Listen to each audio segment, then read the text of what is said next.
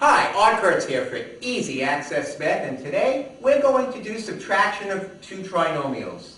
And before we do, remember the rules of subtraction. You keep the first set. Those signs all stay the same. In algebraic subtraction, you end up switching the central sign. It becomes addition, but when you do that, you switch all the signs in the second polynomial. In that trinomial, all the signs will change. And at that point, we follow the rules of addition of sign numbers or combination with like terms. So let's do that. Let's change the signs. We're going to keep everything the same here, switch the negative in the middle to positive, and when I do that, everything here changes. There's no sign before the 12x squared. No sign means positive. You often don't see a sign in the lead number if it's positive. If it's negative, there will be a negative there. So I make that negative because it was positive. Remember, no sign means positive, so now it's negative. This positive also turns negative. And this negative 16 turns positive. We switched every sign in the second polynomial.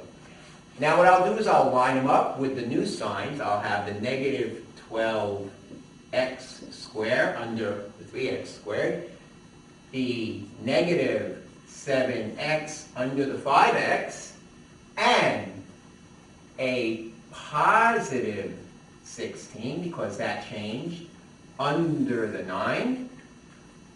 We'll put my answer in blue.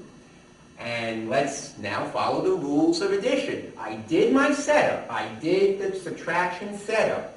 At this point, you follow the rules of addition or combination of sign numbers, and you may want to review that, but basically it's like signs you add, give it the common sign. Unlike signs, you subtract and give it the answer, the sign of the higher. So here I have unlike signs. I have a positive 3x squared.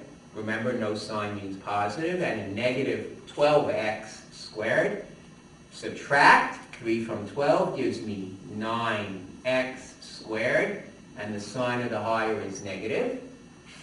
Here my signs are now the same. Remember, I'm doing the change signs after I did that change. So I have negative and negative. It's going to be the common sign.